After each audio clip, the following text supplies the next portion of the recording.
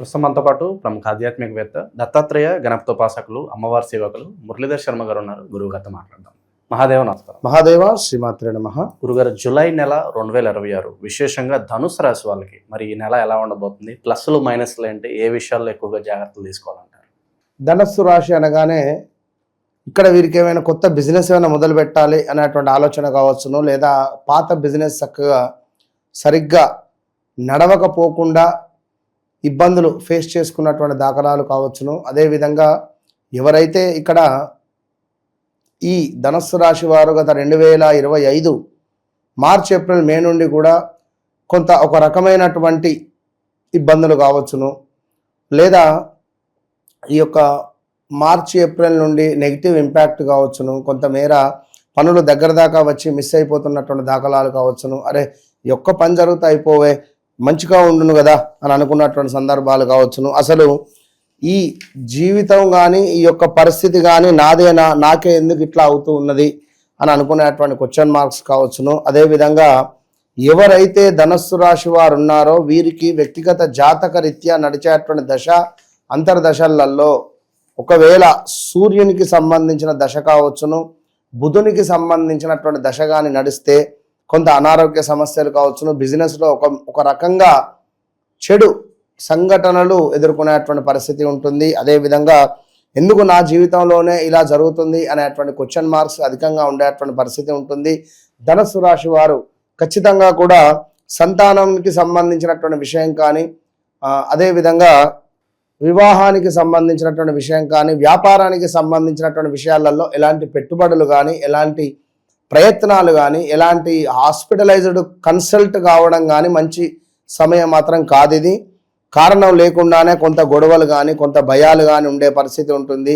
చెస్టులోకి water నంజు form అవ్వడము, అదేవిధంగా chest related కొంత ఇబ్బందులు ఎదుర్కొనేటువంటి పరిస్థితులు ఉంటాయి. అదేవిధంగా షుగర్ రిలేటెడ్ అటాక్ అవ్వడం కావచ్చును, కొంతమేర హార్ట్ రిలేటెడ్ ఇబ్బందులు ఎదుర్కొనేటువంటి పరిస్థితి ఉంటుంది. ధనస్సు రాశి వారు ఎవరైతే ఉన్నారో వారి యొక్క తండ్రి గారికి అనారోగ్య సమస్యలు వచ్చేటువంటి పరిస్థితి ఉంది, లేదా తండ్రితో కొంత విభేదాలు ఏర్పడడం కావచ్చును, లేదా స్థిరాస్తులలో కొంత ఏమైనా మనకు వాటాకు సంబంధించి మీ వాటా ఇంత ఈ విధంగా రాబోతుంది, ఇట్లా వాటాలు పంచడం కానీ, ఆ వాటాలలో మీకు అన్యాయం జరగడం కానీ, లేదా స్థిరాస్తికి సంబంధించిన విషయాలలో కొన్ని గొడవలు మాత్రం ఖచ్చితంగా ఏర్పడబోతున్నాయి.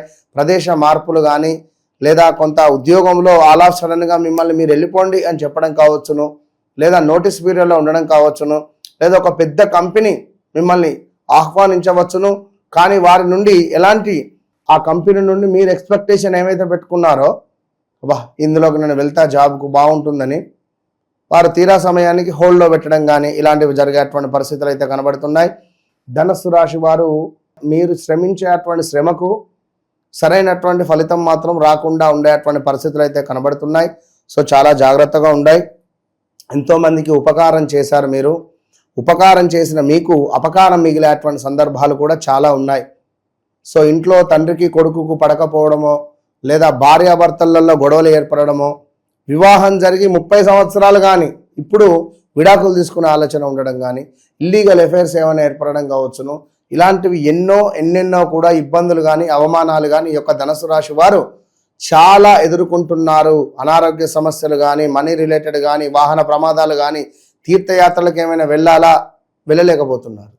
మరి ఇలాంటి సందర్భాలలో ఈ యొక్క 2026 జూలై నెల ఏదైతే ఉందో ఈ యొక్క జూలై నెలలో కొంత దాంపత్య వివాహంలో కొన్ని గొడవలు ఉన్నాయి అని అనుకుంటే అది కాస్త ఎక్కువ అయ్యే పరిస్థితే ఉంటుంది.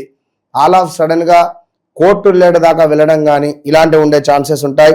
కొంత సంభాషణ విషయంలో అసహనం కానీ, కోపం కానీ వద్దు. ధనస్సు రాశి వారు అంటేనే సో ఏదేమైనా కూడా వ్యక్తిగత జాతక రీత్యా వ్యవహారిక నామం ఏంది, జన్మనామం ఏంది. వ్యవహారిక నామం ప్రకారంగా వీరి యొక్క ధనస్సు రాశి ప్రకారంగానే పేరు పెట్టారు. బా, బి, బూ, బే, ఫ అక్షరంతో. లేదు ఏదో నా, నీ, నూనె, యా, రా, పా ఏదో నచ్చిన పేర్లు పెట్టుకున్నారు అనుకుంటే 2 రకాలుగా వీరు ఇబ్బందులు ఎదుర్కోవాల్సి వస్తుంది. అంటే వ్యవహారిక నామం ప్రకారంగా ఏ నామం వస్తుంది, ఏం నక్షత్రం వస్తుంది, ఏమి రాశి వస్తుంది, జన్మనామం ప్రకారంగా ఏ రాశి వస్తుంది, ఎలాంటి గ్రహస్థితి నడుస్తున్నది, ఇవి 2 కూడా గోచారం గ్రహచారం అనేటువంటివి 2 కూడా 2 కళ్ళ లాంటివి. సో ఖచ్చితంగా ఈ రెండింటిని కూడా చూసుకుంటూ ముందుకు వెళితేనే మంచి అద్భుతమైనటువంటి ఫలితం ఉంటుందని చెబుతూ మాటతోనే పోగొట్టుకుంటారు వీరు ఈ ధనుస్సు రాశి వారు. ఎక్కువగా మాట్లాడడం కానీ మాట్లాడకపోవడం కానీ రెండు ఉంటాయి. సో వారి వ్యక్తిగత జాతకరీత్యా కేతువు కనుక బలంగా లేకుంటే ఇబ్బందులు ఎదుర్కొంటారు. సో అసలు ఏం జరుగుతుంది అనేటువంటి ఆలోచన అనేటువంటిది లేకుండా వీరి యొక్క జీవితం అనేటువంటిది మూవ్ ఆన్ అవుతూ ఉన్నది. అదేవిధంగా ఆకస్మిక ధనలాభం కూడా ఉంది. మరి ఈ సమయంలో వీరికి కూడా, ఈ ధనుస్సు రాశి వారికి కూడా మీ ఇంట్లో గుప్త నిధులు ఉన్నాయని కానీ, లేదా మీ పొలంలో గుప్త నిధులు ఉన్నాయని కానీ, ఇలాంటివి వార్తలు వినడం కానీ, ఇలాంటి సిచ్యువేషన్స్లో ఆ మనిషి తిరగడాలు కానీ, డబ్బులు ఖర్చు పెట్టుకోవడాలు కానీ ఉంటాయి. జాగ్రత్త మిత్రులారా, ఆరోగ్యంపై శ్రద్ధ చూపించుకోండి. కొంత ఇబ్బందికరమైనటువంటి సిచ్యువేషన్స్ ఉన్నాయి. దూర ప్రాంతాలకు ఎక్కడికైనా ప్రయాణం చేసేటప్పుడు డ్రైవర్ను తీసుకొని వెళ్ళండి. కార్లలో ప్రయాణం చేయకుండా ఉంటే మంచిది. సో అదేవిధంగా ఇల్లు, వాహనము మరియు ఆస్తి సంబంధించిన విషయాలైతే ఇవి డిలే అవుతూ ఉంటాయి, గమనించుకోండి. శత్రువులపై విజయము అనేటువంటిది ఈ నెలలో ఎక్స్పెక్టేషన్ చేయొద్దు. కొంత ఖర్చులు నియంత్రణలో పెట్టుకుంటేనే బాగుంటుంది. కష్టపడినటువంటి దానికి మీకు పేరు ప్రఖ్యాతలు రాబోయేటువంటి రోజులు ముందు ఉన్నవి కనుక ఇప్పుడు కేవలం సేవ చేసుకోండి. అమ్మవారికి పుష్పాలు తీసుకువెళ్ళి ఇవ్వడము, స్వామివారికి తులసిమాల సమర్పించడము, జిల్లేడు పుష్పాలను గణపతికి సమర్పించడము. అదేవిధంగా గృహ స్థిరాస్తి విషయాల్లో కొంత ఆలస్యాలు అయితే జరుగుతున్నాయి. కుటుంబ బాధ్యతలు కొన్ని మీ మీద పడబోతున్నాయి, పెరగబోతున్నాయి. చెల్లెదో, అక్కదో లేదా తండ్రి ఒకవేళ మరణిస్తే ఇంటి కుటుంబ బాధ్యతలు మీ పైన పడడాలు ఏదైనా చెప్పలేం.